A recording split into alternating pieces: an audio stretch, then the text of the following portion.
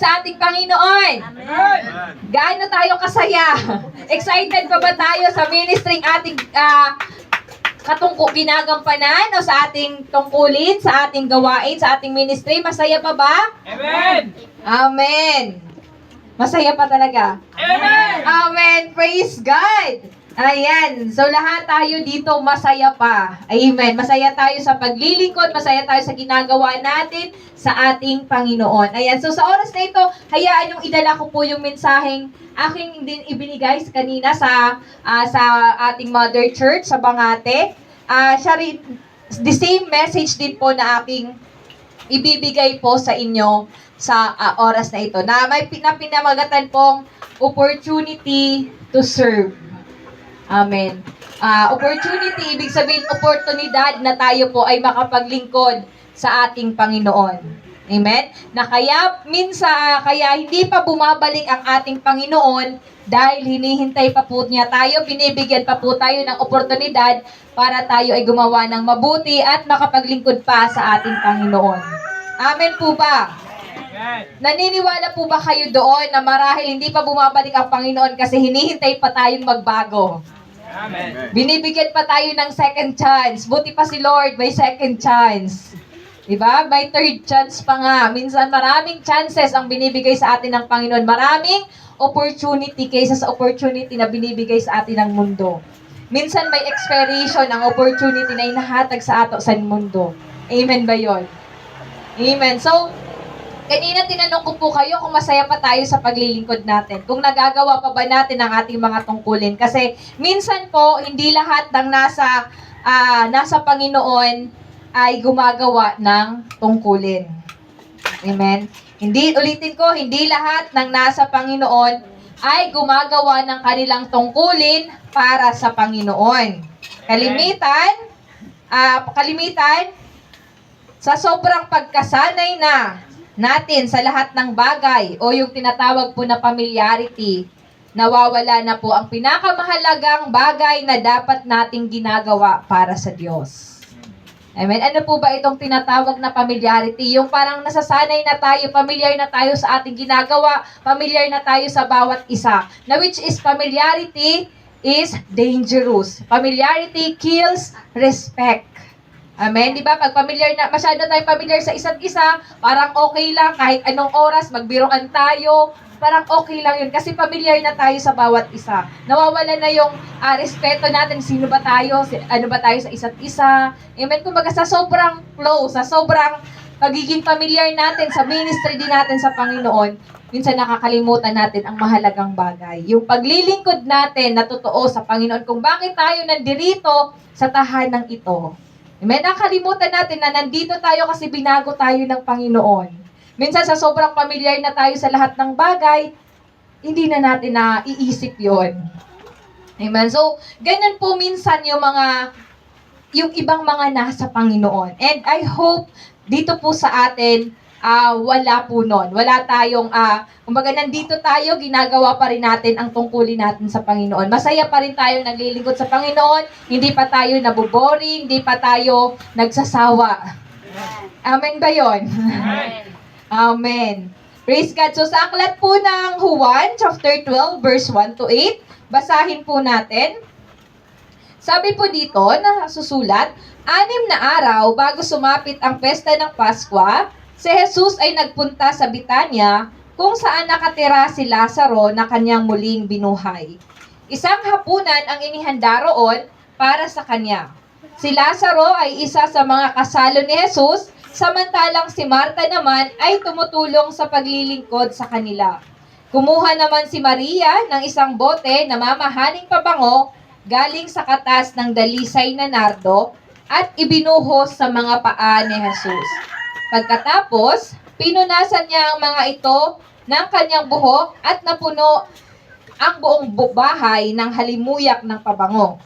Ito'y pinuna ni Judas Iscariote, ang alagad na magkakanulo sa kanya. Sinabi niya, bakit hindi na lamang ipinagbili ang pabango at ibinigay sa mga dukha ang pinagbilhan? Maaaring umabot sa 300 salaping pilak ang halaga ng pabangong iyan. Sinabi iyon ni Judas dahil Hindi dahil sa siya'y may malasakit sa mga dukha, kundi dahil siya'y magnanakaw. Siya ang tagapagdala ng kanilang salapi at madalas niyang kinukupitan ito. Ngunit sinabi ni Jesus, pabayaan ninyo siya. Hayaan ninyong ilaan niya ito para sa araw ng aking libing. Habang panahoy kasama ninyo ang mga dukha, ngunit ako'y hindi ninyo kasama habang panahon. Pagpalain po ang pagkakabasa ng salita ng Panginoon. Tayo po ay manalangin. Hallelujah. Amang banal na nasa langit, kami Panginoon ay patuloy na lumalapit sa iyo at nagpapakumbaba. Patuloy po kami humihingi sa iyo ng karunungan at pangunawa, Panginoon. Ibigay mo nga po sa amin sa oras na ito upang amin pong maunawaan ang iyong mga salitang mahahayag sa araw na ito, Panginoon. Lord, patuloy ka po naming dalangin na patuloy ka nga pong mangusap sa mensaheng mahahayag, Panginoon.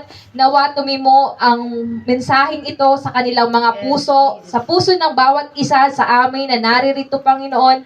Magkaroon ito ng transformation, magkaroon, Panginoon, ito ng impact sa buhay namin, O God. Magkaroon ito, nakapulutan namin ito ng aral, Panginoon, na nagmumula sa iyo, O God. Lord, salamat nga po sa karunungan na nagmumula po sa iyo. Salamat nga po, Panginoon, sa pangunawa na nagmumula sa iyo, Panginoon, na aming nalalaman, aming na babatid ang mga salita mo, Panginoon, ang mga mensaheng ibinibigay mo sa amin, Lord, sa araw-araw, O God. Panginoon, patuloy mo nga po kaming samahan sa oras na ito. Patuloy ka nga po, O God, ang madakila, maluwalhati sa aming kalagitnaan, Panginoon. Lord, sa iyo ko po pinagkakatiwala ang gawain ito, ang pag-aaral na ito, Panginoon, ng iyong mga salita. Ikaw po ang mangusap. Gamitin mo nga po ako bilang iyong instrumento, Panginoon. Ikaw nawang siyang makita, Panginoon, ang kaluwalhatian mo at ang kadakilaan mo, O God, sa aking mga sa buhay ko, Panginoon. Lord, salamat nga po. Ikaw po ang mataas. Kami po ay mababa, O God. Ito po ang aming panalangin sa pangalan ni Jesus. Amen. Minsan pa, palakpakan po natin ang Panginoon at Diyos na buhay. Praise God. So, amen. So, ang talata pong ating binasa kanina, ito po ay sinasalamin po nito yung iba't ibang katangian o iba't ibang uri ng pagiging alagad ng ating Panginoong Jesus. Ulitin ko, sinasalamin po nito ang iba't ibang mukha ng pagiging alagad ng ating Panginoong Jesus. Kaya naman sa araw na ito, ngayong hapon, hayaan po nating manalamin tayo sa mga karakter na narito nabanggit sa Biblia na atin pong binasa. So, iisa-isahin po natin yung mga karakter na binanggit po dito at tayo po ay manalamin sa kanilang buhay. Praise God. So, ito pong pangyayaring ito, itong kwento dito sa Juan chapter 12, verse 1 to 8, ito po ay isa sa pinakamahalagang senaryo sa Biblia. Isa sa makasaysayang pangyayari sa Biblia. Amen. Amen. Na, kumbaga po, ito po kasi yung panahon na kung kailan ang Panginoon ay alam niya, nababatid niya yung malapit na siyang mamatay, malapit na siyang mapako sa krus. So, alam niya na yun, na malapit na siyang dakpin. Malapit na siyang ipagkanulo. So, aware po ang Panginoon. Kaya naman ang Panginoon, dahil alam niya, siya po ay, kumaga, minarapat niya na yung mga huling araw niya ay pumunta sa lugar na kung saan pwede siyang makipag-fellowship. Amen. Kumaga, inano niya yung sarili niya, pumunta siya doon sa lugar kung saan pwede siyang makipag-fellowship at doon nga po siya pumunta sa mga taong malalapit sa kanyang puso. Ito yung magkakapatid na sina Mary, Martha, at Lazaro. Amen. Amen. Sila po ang tatlong magkakapatid na ayon po sa Biblia, sila po ay malapit sa puso ng ating Panginoong Jesus. Amen. Praise God. So, dito po sa kwentong ito, kung babalikan po natin si Lazaro, siya po ay nakaranas ng muling pagkabuhay. Si Lazaro namatay na, and then after po ng 3 araw, siya po ay binuhay muli ng ating Panginoong Jesus. Amen? So, naranasan po ni Lazaro na muli po siyang buhayin ng ating Panginoon. And ito rin po yung pagkakataon na ang mga puno ng bayan ay naghahanap na rin ng tiyempo o pagkakataon para dakpin at hulihin ang ating Panginoong Jesus. Amen. Amen? So, yung araw na ito, malapit na talaga yung ibig sabihin, hindi lang batid, nababatid ito ng Panginoon na siya ay malapit ng dakpin, at hindi lang yon, kundi yung mga puno ng bayan, sila din ay nag-uusap-usap na, nagpaplano na sila kung paano na nila dadakpin ang Panginoon.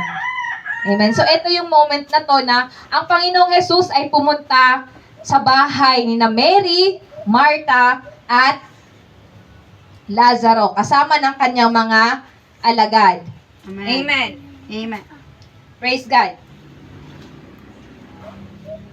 Amen. So, kaya naman, habang nasa bahay si Jesus, so binigyan sila ng pagkakataon na gawin ang mabuti bago iwan ng Panginoong Jesus ang kanyang mga alagad.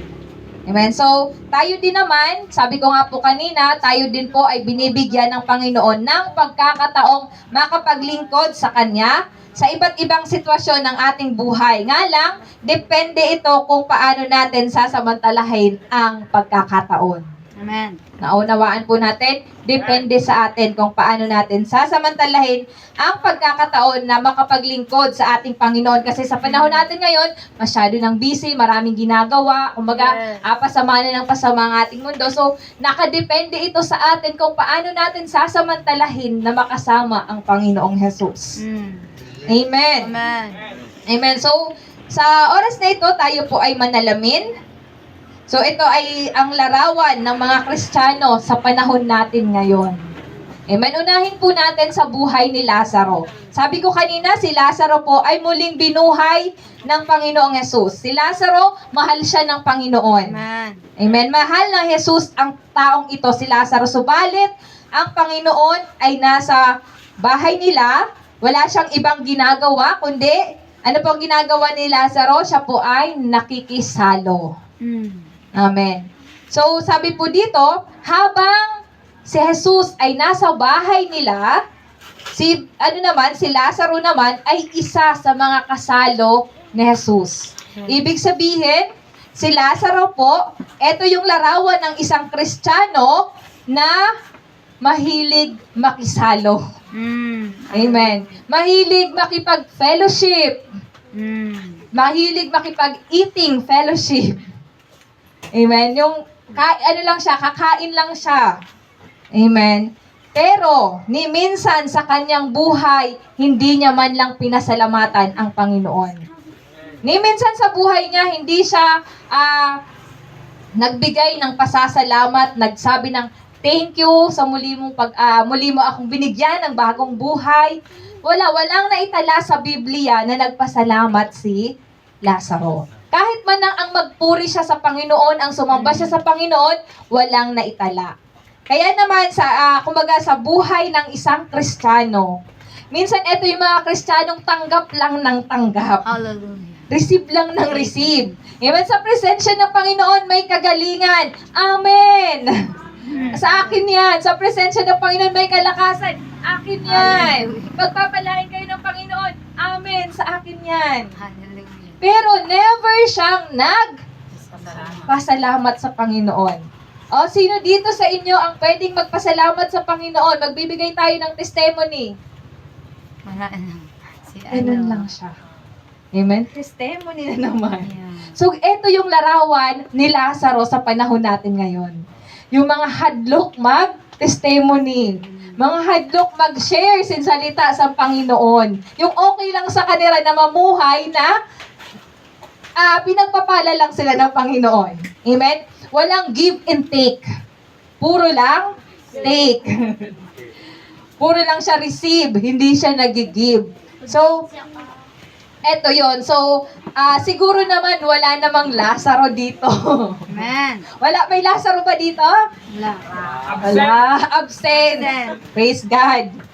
Wala dito si Lazaro kasi absent siya. Bakit? Bakit absent? Kasi nga hindi siya marunong magbigay ng pasasalamat sa Panginoon. Kaya ibig sabihin, si Lazaro, wala talaga dito.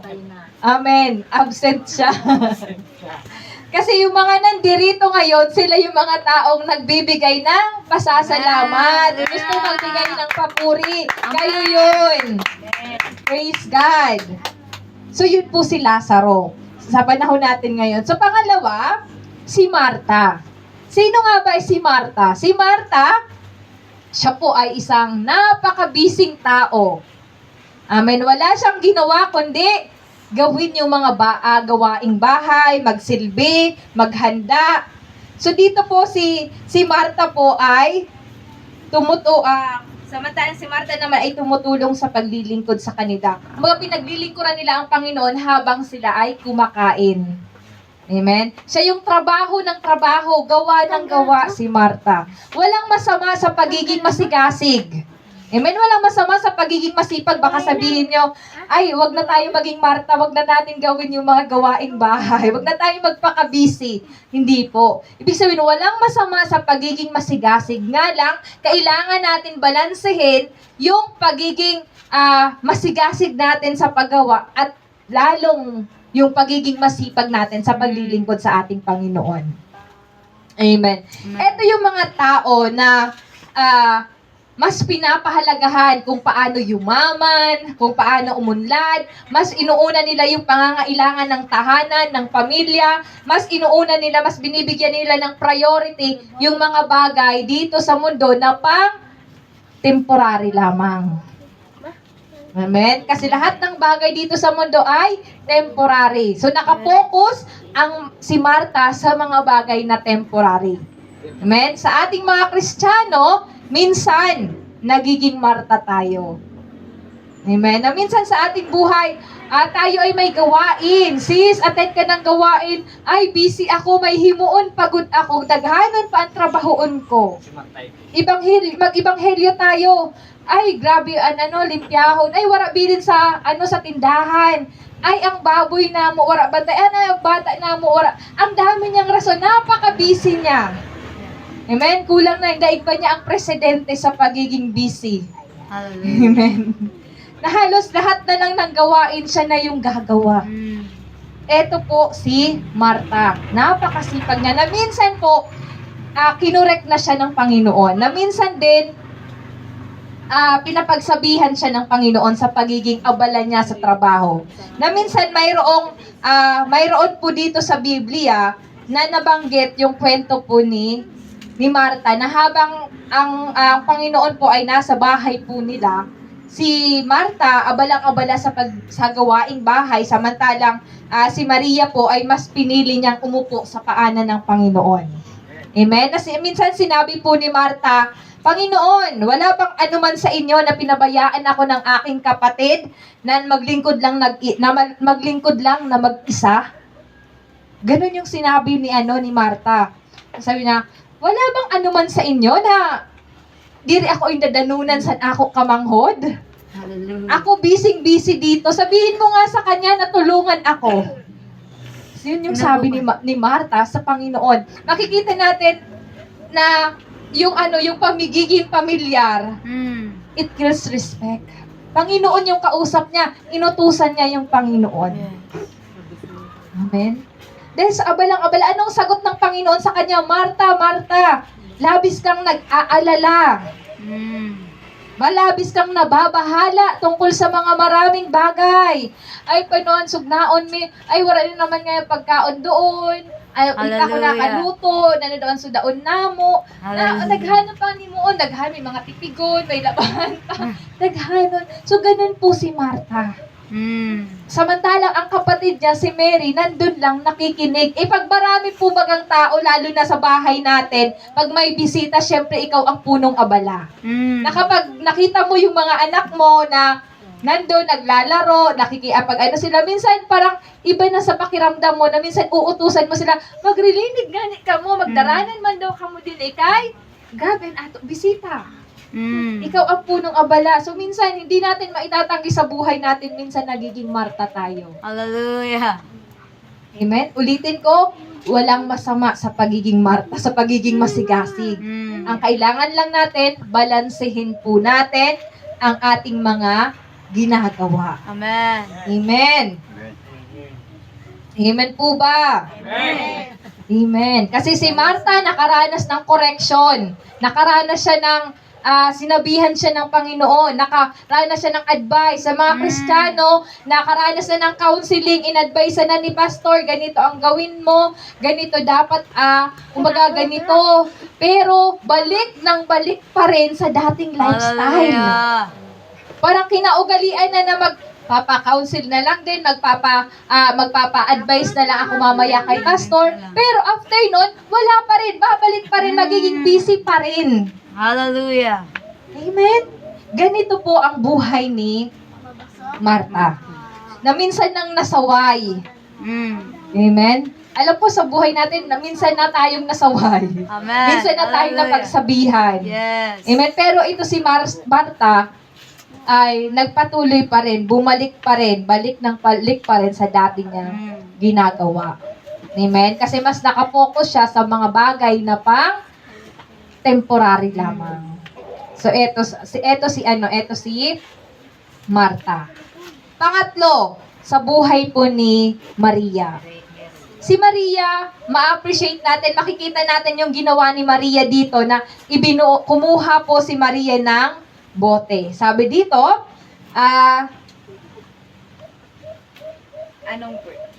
verse 3, kumuha naman si Maria ng isang bote ng mamahaling pabango galing sa kanya, galing sa katas ng dalisay na nardo. So kumuha, ibig sabihin mayroon siyang initiative.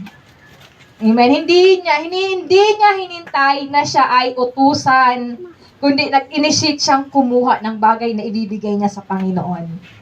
Amen. Ganito po si Mary. Kristiyanong mayroong inisyatibo. Hindi na naghihintay na utusan, kung anong makita niya, gagawin niya na lang. Magkukusa na lang siyang gawin. Amen. Ano yung ginawa?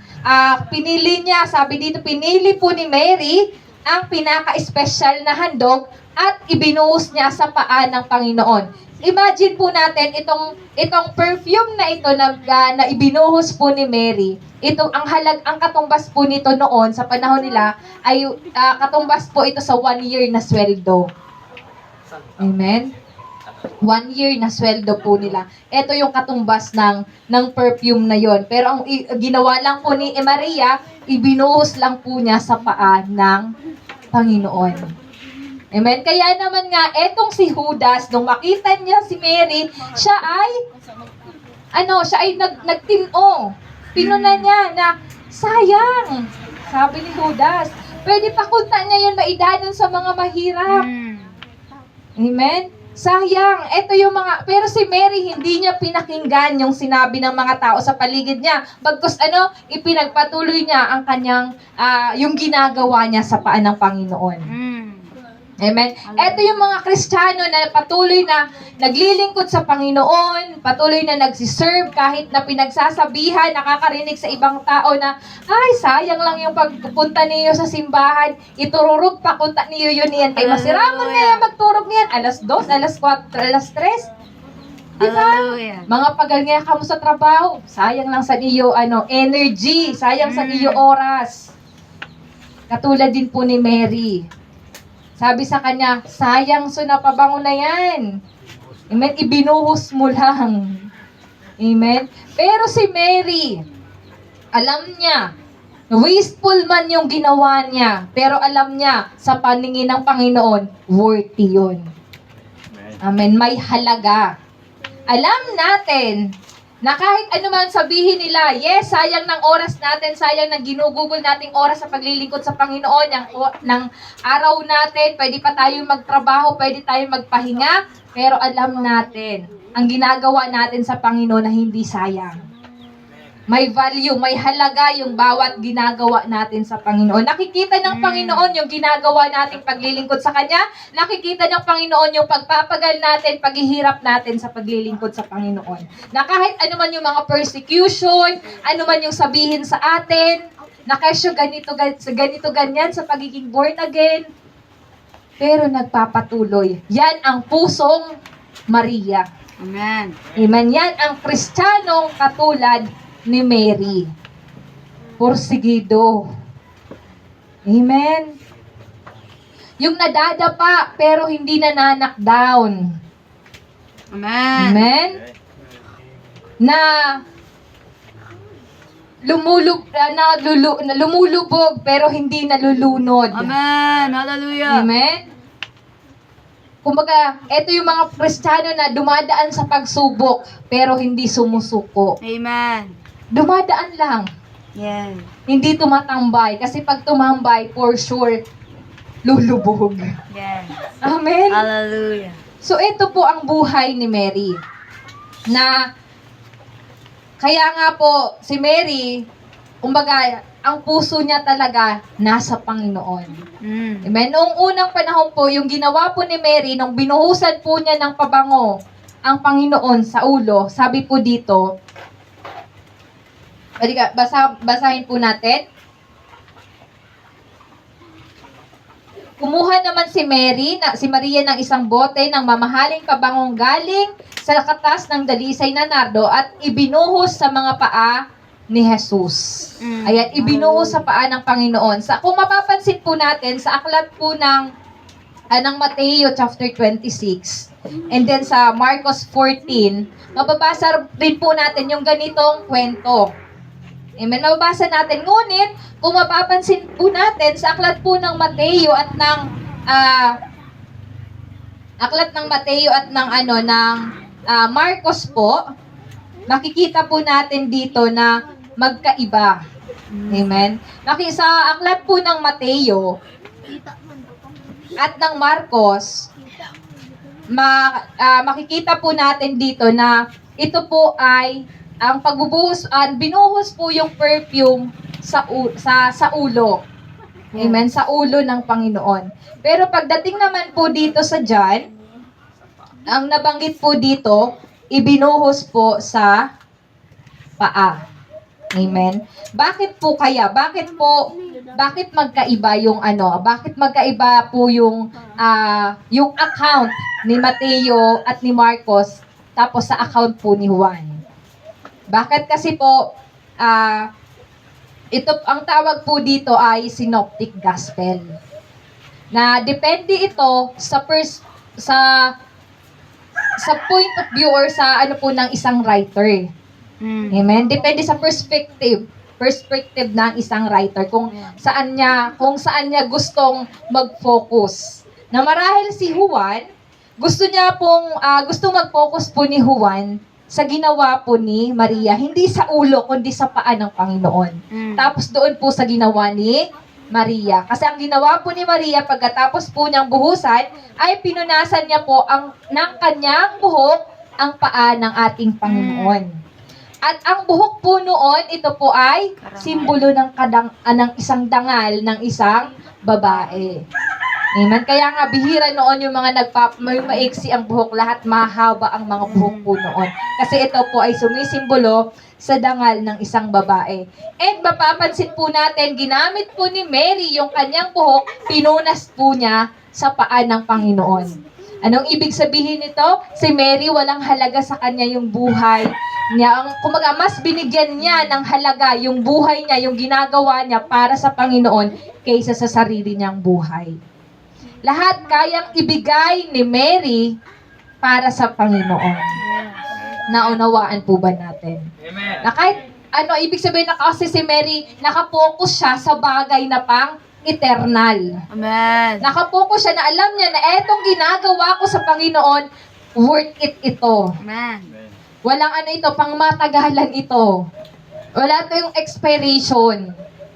Etong paglilingkod ko sa Panginoon, habang buhay akong maglilingkod sa Panginoon, hindi ito masasayang. Yun din dapat ang sinasabi natin bilang isang Kristiyano. Yun din dapat ang ating motivation. Na kahit anumang mangyari, anumang sabihin sa akin ng mga tao, basta ako, magpapatuloy ako. Amen. Amen! Amen.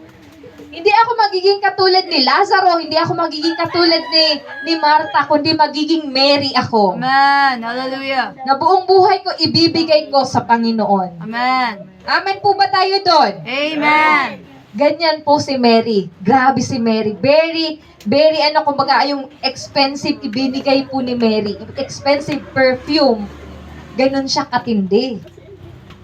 Tayo po kaya mga kapatid, ano po yung pwede natin maibigay sa ating Panginoon, Hallelujah. sa ating paglilingkod. Kasi si Mary, isang 1 year, ano niya na yun, 1 year na sahod.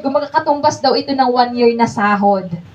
Na pwede niyang gamitin para sa sa pamumuhay nila, sa pangangailangan nila. Pero ibinigay lang niya ito sa Panginoon. Amen?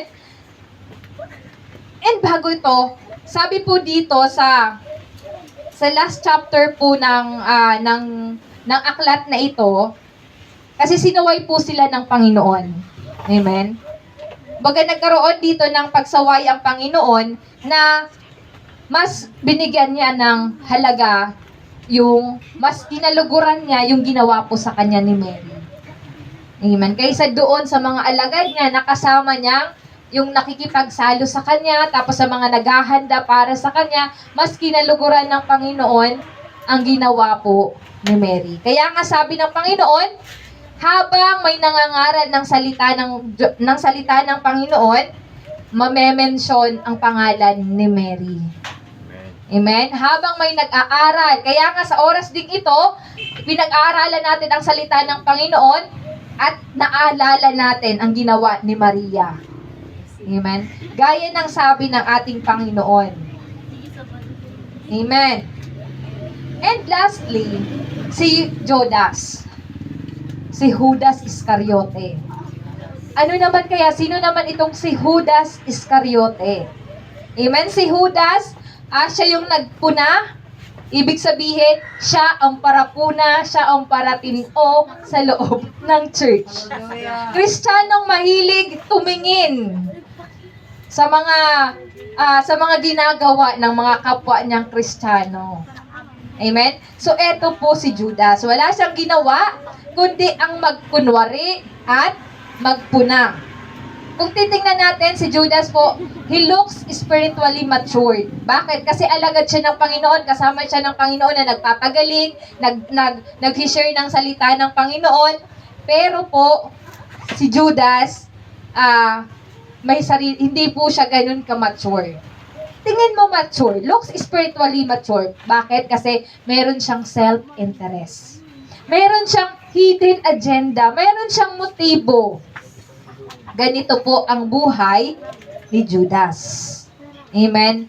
Na minsan po binigyan sila ng Panginoon ng pagkakataon gawin kung ano yung mararapat nilang gawin para sa huling araw. Amen? Huling araw ng Panginoon bago siya magbalik sa Ama. So, ibig sabihin po, kaya nga po nangyari yung pagtitipon na yon para bigyan sana ng oportunidad pa itong mga alagad niya na gumawa ng mabuti. Pero ano po yung ginawa ni Judas? Pinuna po niya yung ginawa ni Mary. Ano pong ibig sabihin nito? Pinuna ni Judas na ang sabi dito, sana ipinagbili na lang yan para lamang maitulong natin sa mahirap. Pero ang totoo, hindi naman talaga siya nagmamalasakit sa mahirap. Ang totoo, mayroon siyang self-interest. Bakit? Bakit by self-interest? Kasi kung totoo na concern si Judas para magdanon, amen, kung concern siya, sana sinabi niya lang na, sayang naman, pwede pa kung tayo ipagbili at maitulong sa mahihirap. Pero ano yung sabi po dito, na-compute ni Judas kung magkano yung halaga ng perfume na yon. Kaya ibig sabihin, habang bubuhos ng pabango si Mary, si Judas naman, kinukompute niya yung bakit? Kasi, siya mayroon siyang self-interest. Kinumpute niya na yung halaga. Sabi niya, maaaring umahabot sa 300 salaping pilak ang katumbas nun. Amen? Kung ang motibo ni Judas ay doon lang sa pangyayaring yaon, marahil hindi niya makukompute ito. Amen? Hindi siya magkakaroon ng time para mag-compute. Pero kung mapapansin natin, na-compute niya. Amen? Sa isang binuhos lang na. Kasi bakit? Kasi si Judas, siya ay, sa kanilang sa mga alagad ng Panginoon, si Judas siya po yung treasurer. Amen? Treasurer po si Judas. And mayroon siyang self-interest. Kaya nga, ninanakawan. Sabi nito, madalas niyang kupitan yung pera nila. Amen? Ganito po yung buhay ni Judas. Akala mo spiritually matured, pero meron pala po siyang sariling interes. Amen. Hallelujah! Praise the Lord! Amen. Ngayon ang tanong, alin po ba tayo sa apat na nabanggit na ito? Maaring mailarawan natin yung buhay natin, masasabi natin na minsan nagiging Lazaro ako. Minsan nagiging Marta. Minsan nagiging Judas. Minsan lang talaga ako maging Mary. Amen? Kasi itong apat na karakter, hindi ito yung masasabi natin na bawat isa, kundi 4 in 1.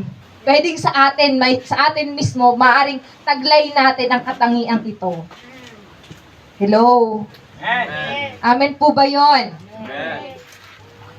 Ngayon po kapatid, kumbaga pag nilay-nilayan natin sa oras na ito, yung ginawa po ng apat na ito, mula po kay Lazaro na nakaranas na siya ng pagpapala ng Panginoon pero never siyang nagpasalamat. Yung hanggang magpipray na lang ako sa iyo, okay na yun. Yung mag-i-encourage na lang ako sa iyo, go, punta kayo na lang. Ako, okay na ako dito. Yung tanggap lang siya ng tanggap ba? O kaya naman si Mary, na napaka-busy. Amen? Na wala na siyang time sa Panginoon kasi busy siya sa maraming bagay. Masyado siyang abala sa maraming bagay. Na kahit araw ng linggo, may gagawin siya. Kahit araw ng gawain, may gagawin siya kasi napaka-busy niya. Ito po si Marta. Na minsan di natin namamalayan, minsan nagiging ganun po tayo. Nagiging katulad tayo ni Marta. Amen. Nagiging abala. O kaya naman minsan nagiging Judas tayo. Na makita natin si sister, makita natin yung ibang mga kapatid natin, mayroon tayong napupunan. Mayroon tayong nasasabi. Ito naman ang Kristiyanong katulad ni Judas. Amen. Yung wala na lang ginawa kundi magkunwari, magpuna. Amen. Yung may iba yung mga motibo kung bakit nandito sa bahay-sambahan. Hindi para magpuri, hindi para may mga himbawa, gusto lang nila makita. Sige nga, mo dun ko kung paano magtaas kamot si sister. Hallelujah. Sige nga, kung paano siya maglukso-lukso. Parang may mga sadiring motibo sa pagpunta ng church. Hallelujah. Ito yung ito po yung katulad po ni Judas. Ngayon, sa panahon po natin, ang panahon po ay nakabalik na sa Ama. Amen? Nung siya po ay namatay, ang Panginoon ay ipinako sa krus, siya po ay namatay, at siya po ay muling nabuhay. At ang Panginoon po ay bumalik na sa ating Ama. Sa oras na ito, may isa pang kailangang bumalik sa Panginoon. Sino yon? Ikaw po yon. Amen. Tayo po yon. Tayo po na kung saan mula po sa alabok, magbabalik din po tayo sa alabok. Amen. Amen. Na ang katanungan pong iiwan ko sa inyo, ano din po ba ang magagawa mo bago mo iwan ang mundong ito? Amen. Sabi nga po, leave a legacy before we leave. Amen. Mag-iwan tayo bago natin iwan ang mundong ito. Ang tanong, ano po ang pwede nating iwan sa mundong ito? Na maaari yung iiwanan po natin dito kung hindi pa bumalik ang Panginoong Jesus. Makikita po ito ng mga next generation sa atin, ng mga susunod na henerasyon sa atin. Amen. Katulad po ni Mary. Yung ginawa po ni Mary hanggang ngayon na pag-uusapan. Kung saan may pagpapahayag ng salita ng Panginoon, na pag-uusapan na may mention yung kanyang pangalan. Yes. Kasi yung ginawa po ni Mary, kinalugdan ito ng Panginoon. Nag-focus si Mary sa mga bagay na hindi kukunin sa kanya. Kasi pag-eternal ito.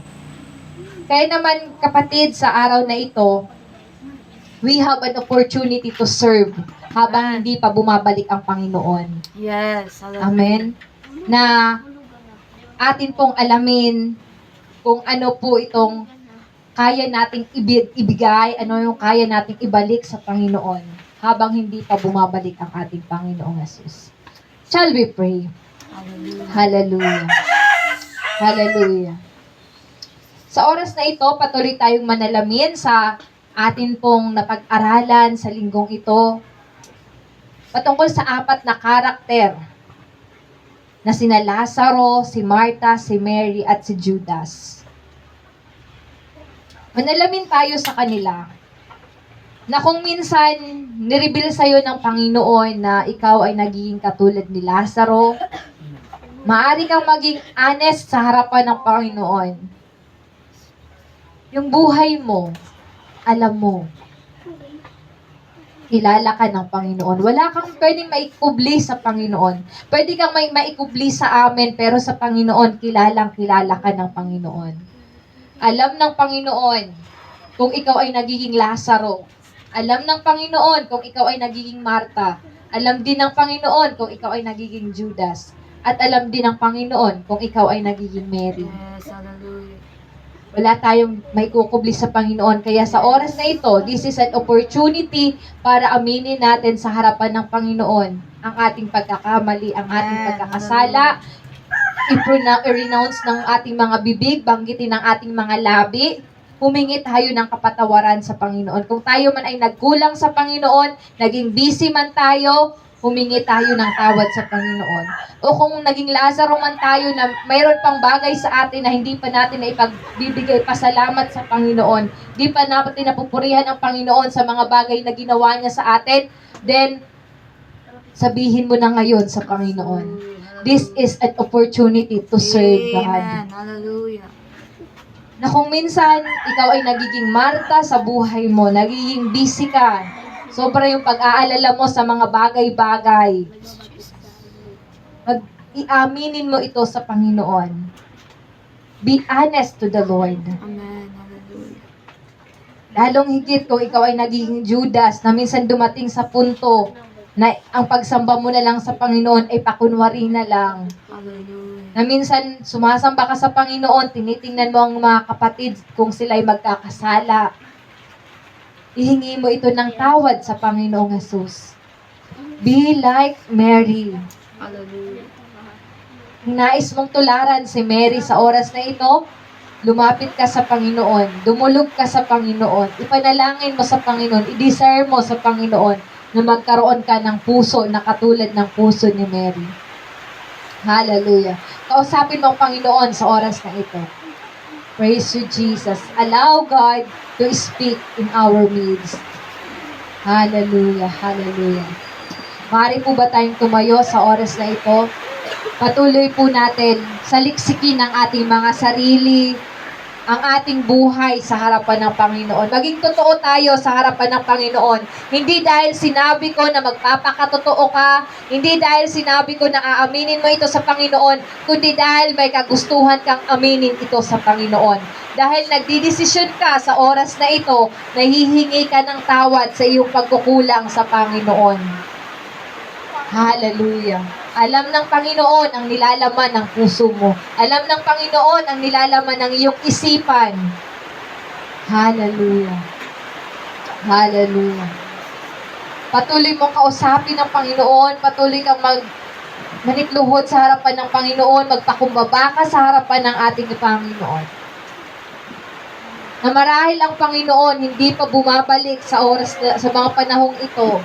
Dahil hinihintay ka pa niya, hinihintay ka pa niyang magbago. Kasi nais ng Panginoon sa kanyang muling pagbabalik, makasama ka niya sa kanyang kaluwalhatian. Nais ng Panginoon kung ang Panginoon ay hindi pa bumalik, o kung ikaw man ang bumalik sa kanya, nais ng Panginoon siguraduhin ang kinabukasan mo. Nais ng Panginoon na makapiling ka niya sa pang-eternal na pamumuhay.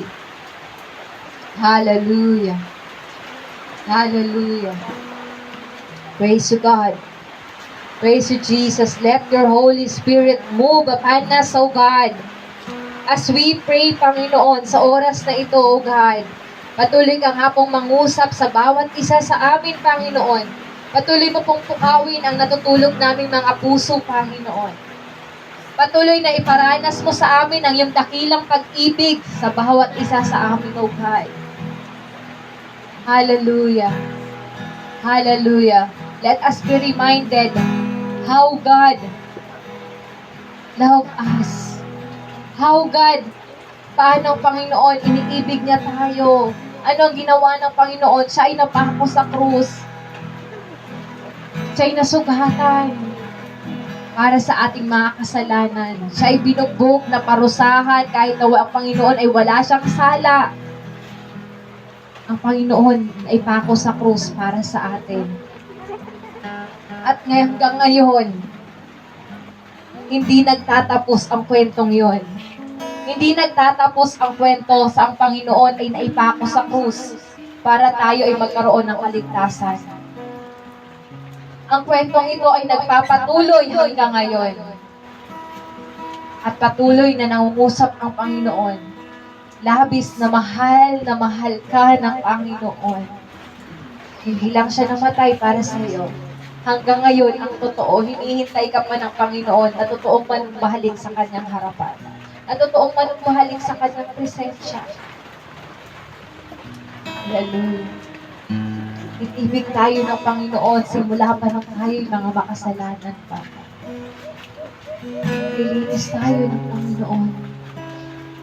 Hallelujah. Hallelujah. Sige, patuloy mong kausapin ang Panginoon sa oras na ito. No matter kung sino ang iyong katabi, sino man yan, huwag mong iisipin. Ang mahalaga, ang oras mo ngayon para sa Panginoon. Tandaan mo, ang oras na binibigay mo sa Panginoon, hindi masasayang. Ano man ang banggitin mo sa Kanya, ano man ang sabihin mo sa Panginoon, hindi yan masasayang. Hindi yan masasayang na katulad ng sinasabi ng ibang tao. Wasteful para sa kanila, pero worthy yan para sa Panginoon. Pinalulugdan niya ng Panginoon. Hallelujah, hallelujah. Hallelujah. As our worship team, sing a song, O Diyos, nilibig mo. Tayo po, manalangin tayo. Clearing kong ito, gawin nating panalangin sa ating mga buhay. Hallelujah. Patuloy tayong manalamin, patuloy tayong mag-reflect sa ginawa ng Panginoon. Oh God, hallelujah, hallelujah. Hallelujah, yes God, yes Jesus. We worship you, God. We glorify your name, Lord. We magnify your name. Hallelujah. Hallelujah. Hallelujah.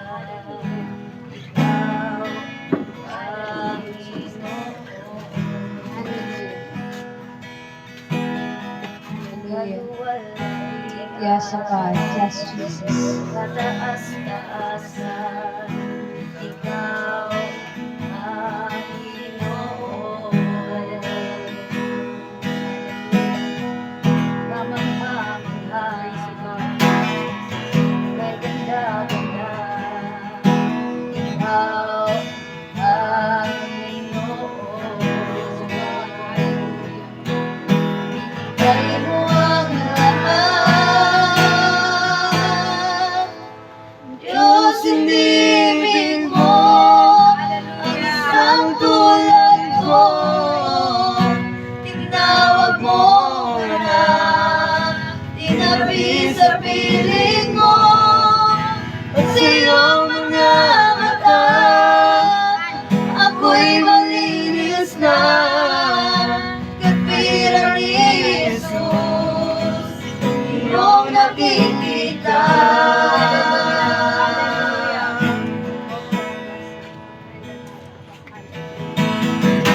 Kapangyarihan, magpakailanman, ikaw ang Panginoon. Walang hanggang naman, lagi kong kasama, ikaw ang Panginoon. Binigay mo ang lahat,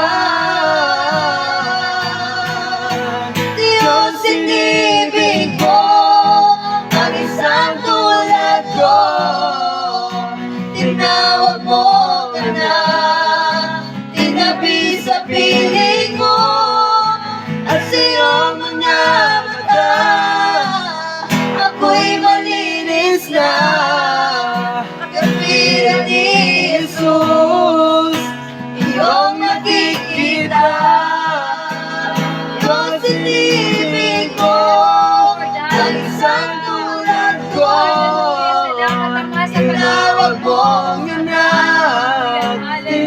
sa piling mo at sa iyong mga mata mo'y malinis na pira ni Jesus noong nagiging ka. Hallelujah. Hallelujah. Ikaw ay pinako sa krus ng Kalbaryo. Ikaw ay pinako sa krus ng Kalbaryo. Ikaw ay pinako sa krus ng Kalbaryo. Ikaw ay pinako sa krus ng Kalbaryo.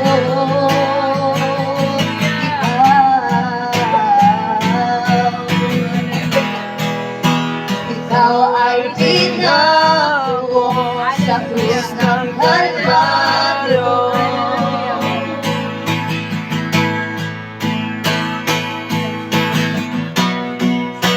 Ikaw ay pinako sa krus ng Kalbaryo.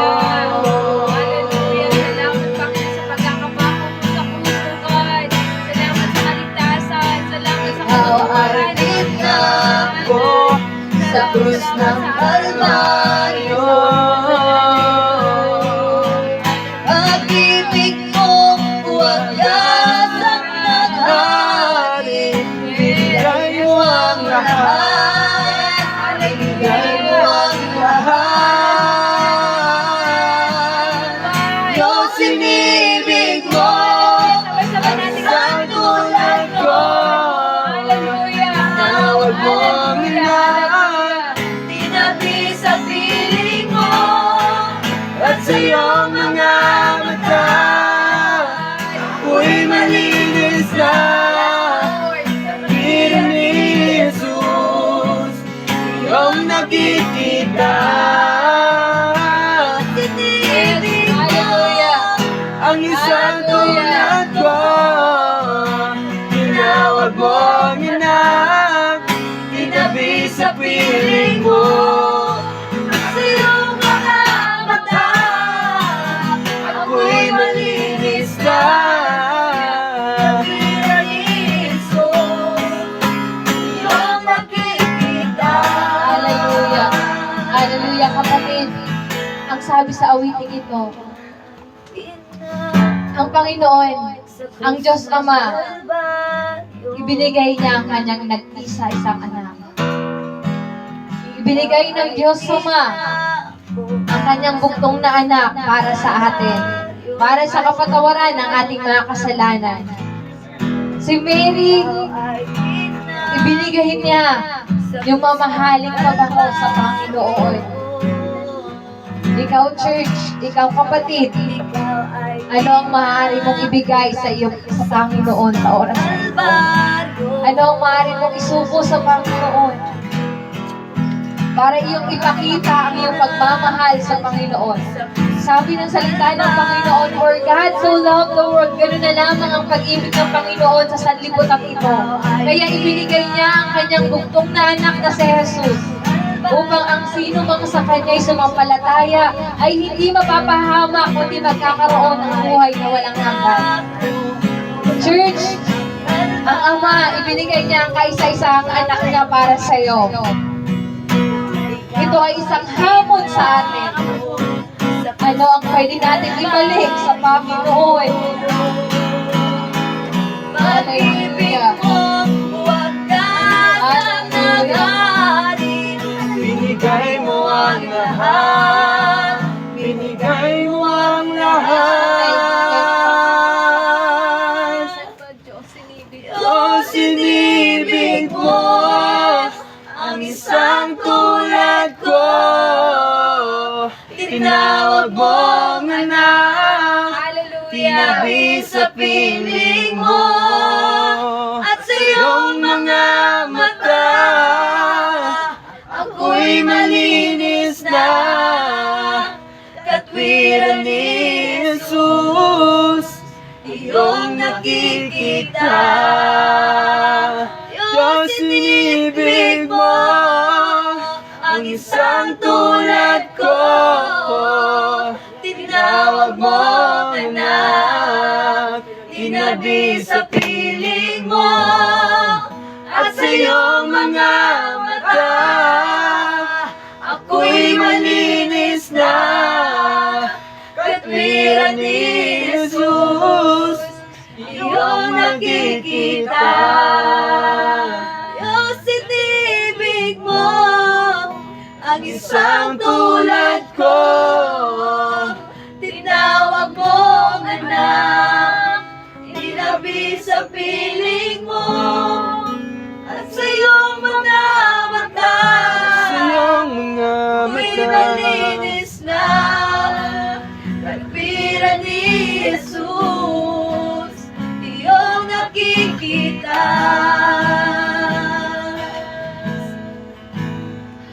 Hallelujah, hallelujah. Salamat nga po, Panginoon. Salamat sa dakila mong pag-ibig sa bawat isa sa amin. Salamat na kami tinuring mong mga anak, Panginoon. Itinabi sa piling mo, Panginoon. Salamat sa opportunity nito, God, na kami naging anak mo, Panginoon. Salamat sa pagkakataon na palagi mong binibigay sa amin sa araw-araw. Lord, dalangin namin na sa bawat araw, Panginoon, na ibigay mo sa amin. Kami, Panginoon, ay huwag mong pabayaan, Panginoon. Huwag mong iwan na o God, na kami magkasala, Panginoon, laban sa iyo at laban sa aming mga kapwa, Panginoon. Lord, dalangin namin, Lord, na sa darating na mga panahon, Panginoon, sa darating na bukas na mga araw, O God, na ang pagsama mo, Panginoon, ay patuloy na sumaamin, maranasan namin, Panginoon.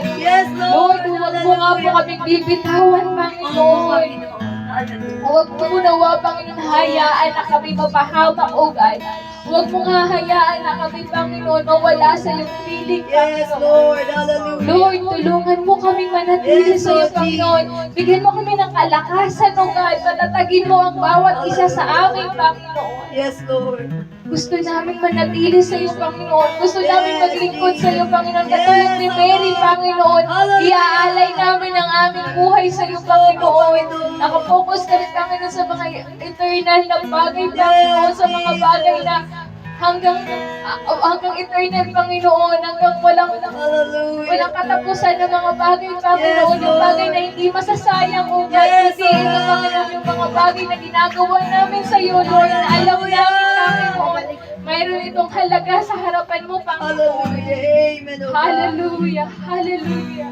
Patuloy mo nga po kaming samahan, Panginoon, as we walk on this journey, Panginoon, ng aming buhay, Panginoon. Samahan mo kami, O God, dahil sa aming pansamantalang pag-iiwa-hiwalay, O God. Patuloy na pagsama mo, Panginoon, na aming maranasan, Panginoon. Hallelujah. Wala na po kami mahihiling sa iyo, Panginoon. Kundi nais lang namin magpasalamat sa iyo, Lord. Nais lang din namin, Panginoon, makapiling ka sa aming mga buhay. Nais lang namin maranasan ang iyong dakila mong pag-ibig, Panginoon, sa amin, O God. Salamat na po, Panginoon. Salamat, O God.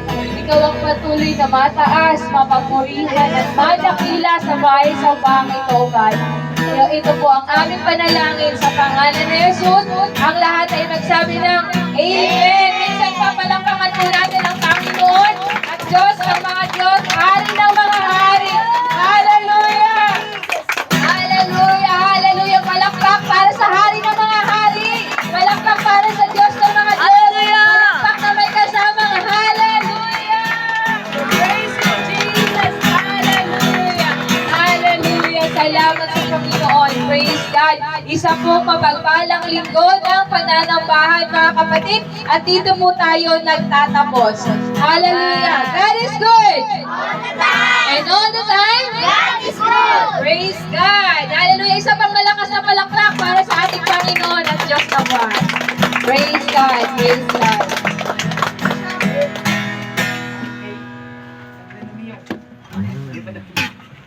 Ay, balik.